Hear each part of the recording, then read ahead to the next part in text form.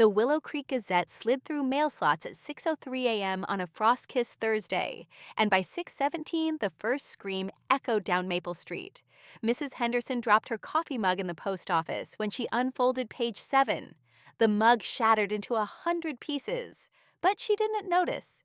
She was too busy reading the 8-line notice aloud, voice climbing higher with every word until the last postal clerk came running. Eleanor Rosewood, 90 years old, is marrying Caleb Rivera, 27, tomorrow at sunrise for one night only. By 7 a.m., the diner was packed, the library phone was off the hook, and teenagers were blowing up TikTok with the scanned announcement overlaid with crying emojis and the caption, "Granny said one night stand and meant it literally." By 8 a.m., a news van from the city parked crooked across two spaces outside the Lavender Cottage. Everyone suddenly remembered belonged to that sweet old Miss Ellie who never married. By 9 a.m., the county clerk's office was flooded with calls demanding to know if the marriage license was real. It was filed yesterday, signed in shaky but perfect cursive by Eleanor herself, and witnessed by the town as only notary, who now refused to leave her house. By 10 a.m., the photo hit the internet. Someone had dug it out of the 1954 high school yearbook and stitched it together with a recent shot. Left side Eleanor at 18, dark curls, polka dot dress, laughing on the arm of a soldier.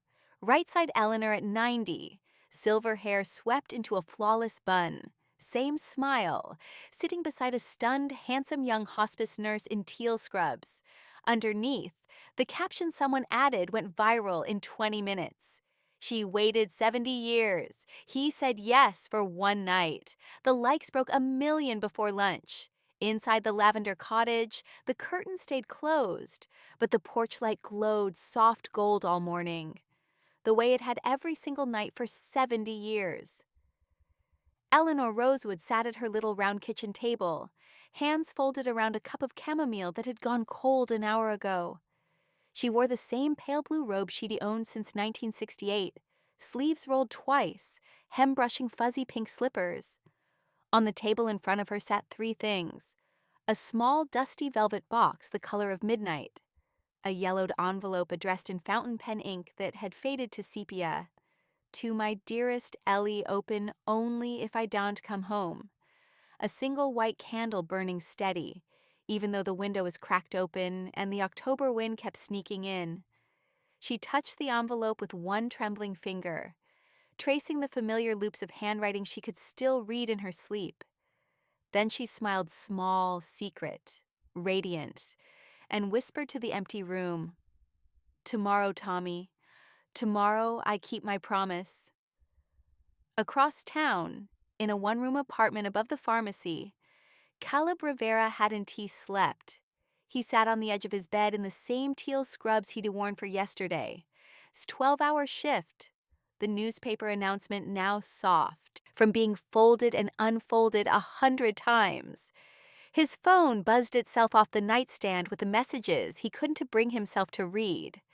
On the wall above his dresser hung the only photograph he'd ever been given of his grandfather, a young soldier grinning on a train platform in 1954, armed tight around a dark-haired girl in a polka dot dress. The girl was laughing so hard her eyes were shut. On the back, in the same fountain pen ink, someone had written, "Tommy Ellie forever starts after the war." Caleb had grown up hearing whispers that his grandfather died in Korea before he was born, that his grandmother raised his father alone, that there had been a girl back home who waited and waited until waiting became her whole life. He had never known her name was Eleanor Rosewood. He had never known she still lived 10 blocks away. He had never known that for the past year while he bathed her, changed her oxygen, read to her from old love letters she kept in a shoebox.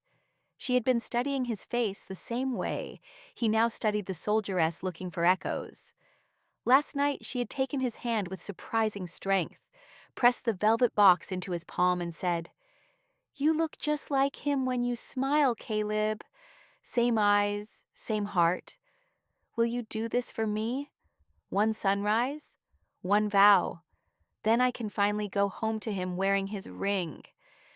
He had cried then quiet helpless tears that soaked the collar of his scrubs, while she patted his cheek like he was the child, and she, the grown-up.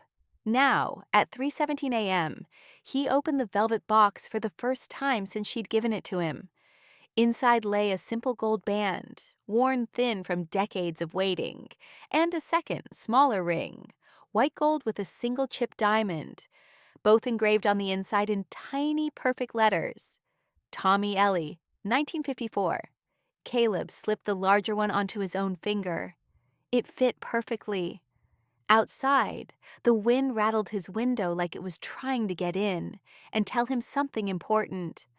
Tomorrow at sunrise, in the little stone chapel on the hill, he would stand at the altar with a 90-year-old woman in a wedding dress and promise her forever for one night only. The town thought it was scandal or senility or both. They had no idea it was the most faithful love story Willow Creek would ever witness. And somewhere between the lavender cottage and the tiny apartment above the pharmacy, the first pale hint of Friday a sunrise already waited, patient as a soldier who never quite came home. The clock on Eleanor S. mantel struck 10 soft chimes, and the lavender cottage settled into the kind of quiet that only comes when the whole world is holding its breath. Outside, a dozen news vans idled at the curb, cameras aimed at the drawn curtains, but inside there was only candlelight, chamomile steam, and the faint tick of a life winding gently down. Caleb knocked once, the way he had every evening for the past year. The door opened before his knuckles left the wood. Eleanor stood there in her pale blue robe, hair already pinned in soft curls for tomorrow, cheeks pink like a girl waiting for prom. She smiled the way sunrise smiles at the sea. "You came," she whispered, as if he might have changed his mind. "I promised," he answered. She took his hand, light as tissue paper, warm as fresh bread, and led him to the little round table where the candle still burned. The velvet box sat open now. Both rings gleamed side by side like old friends finally reunited. "Sit," she said. "We have work to do." She poured him tea he didn't want, then pushed the yellowed envelope across the table. "Read it to me one last time," she asked, voice trembling only slightly. "So I can hear his voice in yours before tomorrow." Caleb opened the envelope with the same reverence he used when handling morphine. The letter unfolded like a butterfly waking up. He began to read, and the years fell away. "My dearest Ellie, if you're reading this..." The train came back without me. "I'm sorry, darling. I promised you the world, and all I'm leaving is this ring and a heart too stubborn to stop loving you from the other side. Don T, wear black too long. Don T, close the curtains. When you turn 90, because I know you'll make it, you always wear the stronger one. Put on the dress your mother is saving and marry someone who makes you laugh the way we did. Let it be someone from my blood, if the good Lord allows it, so when you walk down that aisle, I'm walking with you. Let the ring slide home one last time. Then come find me, Mrs. Tommy Brennan. I'll be the one waiting at the station with gardenias in my buttonhole and forever in my pocket. Until tomorrow. Your Tommy, March 14th, 1954. Caleb S. voice cracked on the last line. When he looked up, Eleanor S. eyes were shining, but her smile was steady. "He always said until tomorrow," she murmured. 70 years of tomorrows. She reached across the table and turned Caleb S. left-hand palm up, tracing the faint scar across his knuckles, the same place Tommy S. dog tags had cut him in every old photograph.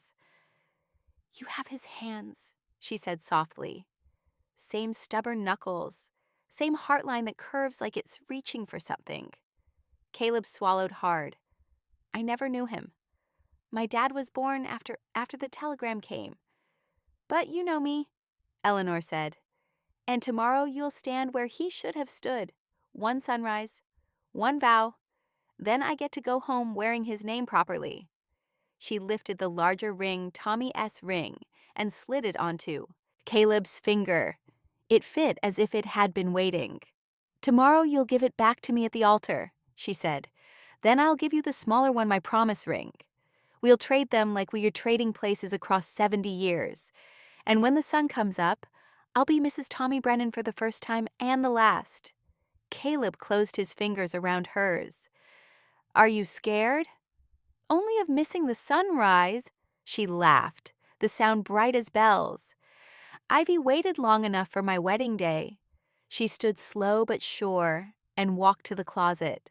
From the very back, she drew out a garment bag yellowed with age. She unzipped it with reverent fingers. Inside hung her mother's 1954 wedding dress, ivory lace, tea-length, still perfect. She laid it across the chair like a sleeping bride. "I tried it on this morning," she said, eyes sparkling. "Still fits. Love keeps you the same size, I think." Caleb's eyes burned. "You will be the most beautiful bride Willow Creek has ever seen." Eleanor cupped his cheek with a hand soft as forgiveness. "And you, my dear boy, will be the bravest best man a girl ever had." She walked him to the door at 11:30, candle guttering low. "Get some sleep," she said. "Tomorrow we make 70 years of tomorrows come true in one morning." Caleb stepped onto the porch. The news crews had finally given up. Only moonlight and frost remained. He looked back once. Eleanor stood framed in the doorway, robe glowing like a halo, Tommy's ring catching the last of the candlelight on his finger. "Good night, Mrs. Brennan," he whispered. She smiled the way brides smile at grooms across crowded rooms. "Good night, Caleb. See you at the altar." The door closed soft as a kiss. Caleb walked home under a sky full of stars that suddenly felt close enough to touch, the weight of 2 gold rings and one unbreakable promise warm against his heart. Behind the lavender curtains, Eleanor blew out the candle, climbed into bed still wearing her robe, and fell asleep with the dress laid across the chair like a guardian angel. Outside, the frost sparkled harder, as if the night itself was polishing the world for a wedding 70 years in the making. Tomorrow at sunrise, love would finally keep its date. The sky over Willow Creek was still the color of bruised violets when the first car doors began to slam. By 4:45 a.m., the little stone chapel on the hill looked like it did every Christmas Eve, every pew filled. Candles flickering, breath fogging in the October chill. But this time, no one knew whether to laugh or cry. They came in Sunday best and flannel pajamas, reporters with cameras, teenagers live streaming, great-grandchildren who had flown in overnight clutching coffee and confusion. The organist, Mrs. Delgado, age 87 herself, sat at the keys with tears already rolling and played the softest prelude anyone had ever heard. At 5:15, the chapel doors opened and Caleb walked in alone. He wore a simple charcoal suit that had belonged to his father, white shirt crisp, tie the exact blue of Eleanor's robe. Tommy's gold band glinted on his right hand. The smaller diamond ring waited in his pocket on a ribbon of faded 1954 satin. He moved slowly, deliberately, like a man carrying something far heavier than himself. He took his place at the altar beneath the stained glass rose window and did not smile for the cameras. He looked only toward the doors, eyes shining with a steadiness that silenced every whisper. At 5:27, the organ changed. Mrs. Delgado began the old 1954 wedding march, the one every bride in Willow Creek had walked to back when gas was 20 cents a gallon. The doors swung wide, and Eleanor Rosewood stepped into the light. She was 90 years old and radiant. Her mother's ivory lace dress fit like it had been sewn yesterday, tea-length skirt brushing ankles still slim, veil a cloud of tulle held by a crown of fresh white stephanotis. Someone had polished her grandmother's pearls until they glowed against collarbones that time had made fragile but never broken. Her silver hair was swept into the same victory rolls from 1954, and her eyes, those bright, brave eyes, looked straight down the aisle at Caleb, as if he were 22 and wearing army dress blues. 2 teenage great-grandnieces walked beside her, steadying elbows she barely needed, tears streaming. She carried no bouquet, only a single white candle, unlit, cradled like a promise. The congregation rose without being told. Some sobbed openly. Some stood frozen, phones forgotten. A few old men who had served in Korea removed their hats and held them over hearts that suddenly hurt in the best way. Eleanor reached the altar and placed the candle in Caleb's waiting hands. Their fingers brushed hers, cool, his trembling just slightly. The minister, an old friend who had known Eleanor since Sunday school, cleared his throat twice before he could speak. "Dearly beloved," he began, voice cracking, "we are gathered on this extraordinary morning to witness a love that refused to end with a grave." He kept it short. There was no need for long sermons. Caleb spoke his vows first, voice steady and low, meant for her ears alone, yet carrying to the rafters. "Eleanor Margaret Rosewood, 70. Years ago, a soldier asked you to wait. Today I stand in his place to say you never have to wait again. For this one morning, for this one vow, I will be the man who came home. I will love, honor, and keep you in life, in memory, and across whatever comes after until the sun rises and beyond." He slid Tommy's worn gold band onto her finger. It fit perfectly, like it had been waiting too. Eleanor's turn came. Her voice was soft, but every word rang clear as chapel bells. "Caleb Isaiah Rivera, you gave me back my tomorrow. For one sunrise, I get to be a bride instead of a ghost. I take you as witness, as family, as the living proof that love keeps its promises. I will love, honor, and cherish the boy I never met, and the man who brought him home to me today, tomorrow, and every day I am granted after." She took the smaller diamond ring from the ribbon and slid it onto Caleb's finger beside the first. The minister barely managed the final words. "By the authority vested in me by the state and by something far greater, I pronounce you married for this morning, for this lifetime, for all the lifetimes love refuses to count. You may salute the bride." Caleb did the only thing he could think of. He lifted Eleanor's hand, the one wearing Tommy's ring, and pressed his lips to it, long and reverent, the way soldiers salute flags and promises. Then he lit her candle from the altar flame and handed it back. The organ burst into the old hymn, "Great is thy faithfulness," and the congregation sang through tears they didn't bother to hide. Outside, the horizon turned the color of peaches and cream. Inside, Eleanor Rosewood, now Eleanor Brennan, for the first and last time looked up at Caleb with the same smile she had given a soldier on a train platform 70 years ago. "Thank you," she whispered. "Tell Tommy the wait was worth it." Caleb could only nod, throat too full for words. The chapel doors stood open to the coming dawn, and the newly married couple, 90 and 27, one morning and 70 years, walked out together into the first light, hand in hand, candle burning steady between them. Behind them, the congregation followed in awed silence, stepping into a sunrise that suddenly felt like the most sacred thing Willow Creek had ever witnessed. The one-night marriage had just become the most faithful love story anyone would ever tell. The chapel doors opened onto a morning so golden it hurt to look at. The entire town stood waiting on the frost-dusted lawn, hundreds of people who had poured out after the vows, some still clutching hymnals, some barefoot in pajamas, all of them silent as the newly married couple stepped into the light. Eleanor walked first, veil fluttering like a happy ghost, candle still burning steady in her hands. Caleb followed one step behind, holding her elbow the way a best man holds a bride who has waited 70 years for this moment. The ivory lace glowed against the sunrise, and for one impossible heartbeat, she looked 18 again. They stopped at the top of the stone steps. Eleanor turned to the crowd. Eyes sweeping over faces she had known since childhood classmates now stooped in silver. Children who used to wave at her garden.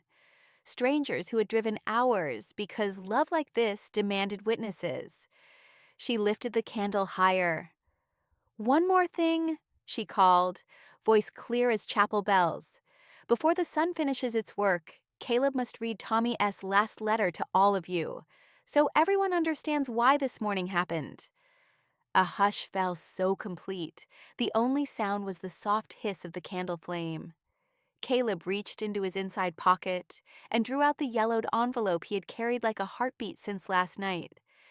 His hands shook as he unfolded it. The paper crackled like dry leaves. He began to read.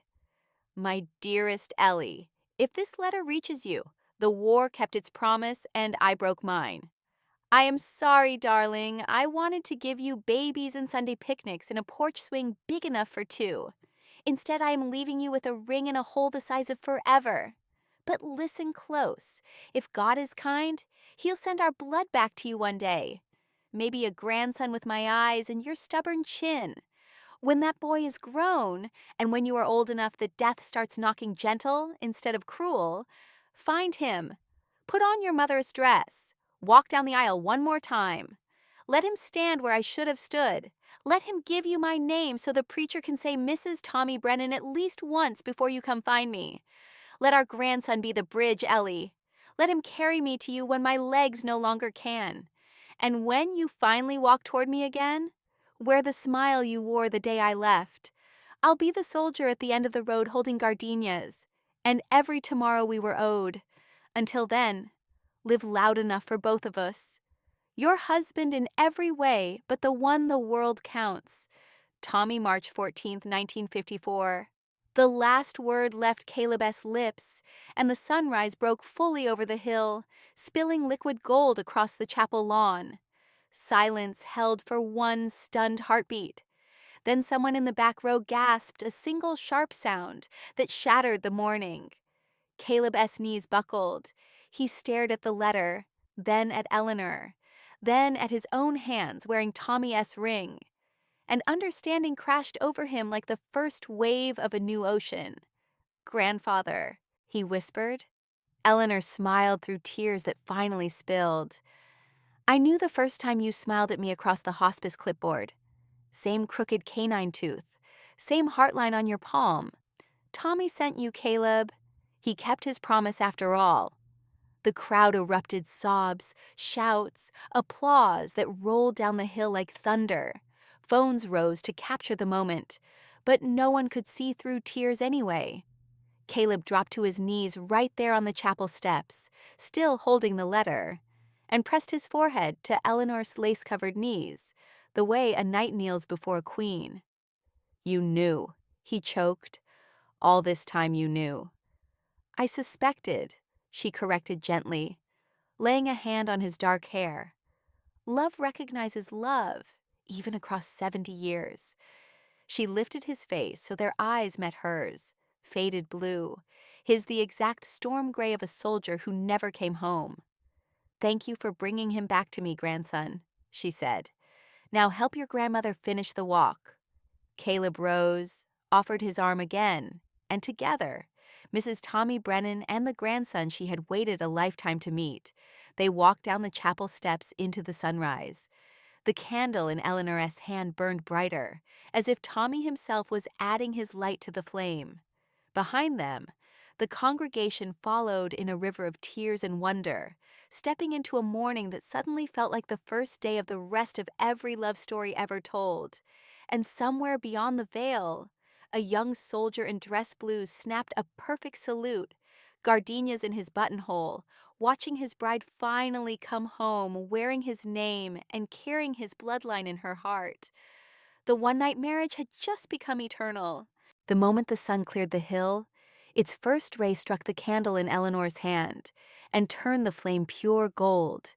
She stopped walking halfway down the chapel steps, closed her eyes, and exhaled a sigh so soft it sounded like the word finally. Caleb felt it before he saw it. Her weight grew lighter, then lighter still, until he was holding all of her with one arm. The candle never wavered. "Ellie," he whispered. Her eyes opened bright and young again. fixed on something just past his shoulder. "He is here," she said, smiling the way brides smile when the groom steps into view. "Look, gardenias." Caleb turned. There was nothing but sunrise and roses the townspeople had laid along the path. Yet Eleanor's face glowed with a joy so complete, it lit the morning brighter than the sun.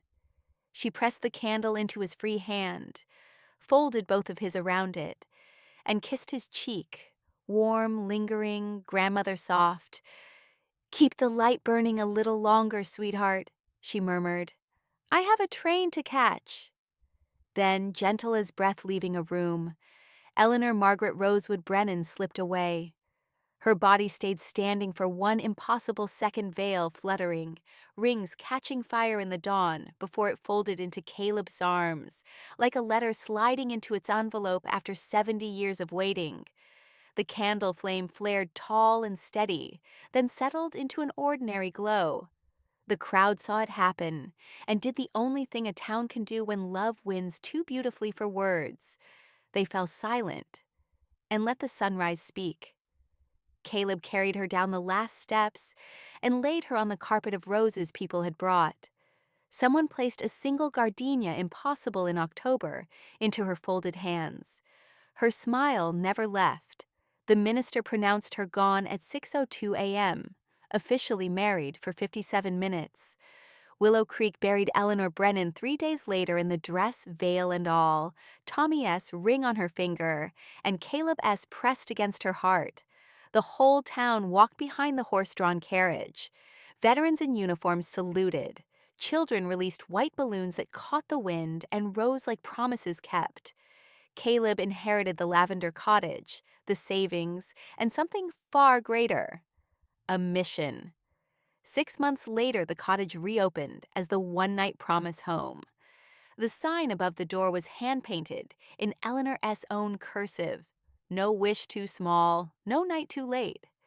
Every room became a soft-lit haven where people facing their final days could have their heart's deepest desires granted, no matter how impossible. A dying sailor married his childhood sweetheart on the porch at moonrise. A grandmother recorded a lullaby for grandchildren she would never hold. A veteran danced one last waltz with his wife's wedding dress on a mannequin while the town orchestra played outside the window. Caleb never charged a penny. The town funded it with bake sales, viral videos, and donations that poured in from strangers who had watched the sunrise wedding and wanted to keep the candle burning.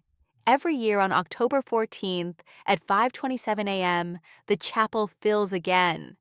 Caleb, older now, silver just touching his temples, stands at the altar in the same charcoal suit. He lights Eleanor S. candle from the eternal flame they installed in her memory, and reads Tommy S. letter aloud to whoever gathers: lovers, widows, children who grew up on the story, tourists who cry without knowing why. Then the doors open, and the town walks out together to the little garden behind the chapel, where Eleanor and Tommy S. names are carved on one stone beneath a single gardenia bush that blooms every October, defying frost and reason. They leave wedding flowers, roses, stephanotis, whatever is in season. And for one quiet minute, the whole town stands in the exact spot where Eleanor became a bride and slipped into forever. Caleb always ends the same way. He lifts the candle high and says the words she taught him. Love kept its promise. Now we keep ours. Then he blows the flame out, and the smoke rises straight and true, carrying gardenias no one planted, and the faint sound of a train whistle that only the heart can hear. The one-night promise home still stands on Maple Street, porch light burning gold every night, waiting for the next impossible wish. And every sunrise without fail, a fresh gardenia appears on Eleanor's grave, placed by no hand anyone can see. The town knows who leaves it. They just smile, touch their hats, and whisper the same words to the wind. Until tomorrow, Tommy. Love, it turns out, is very good at keeping dates.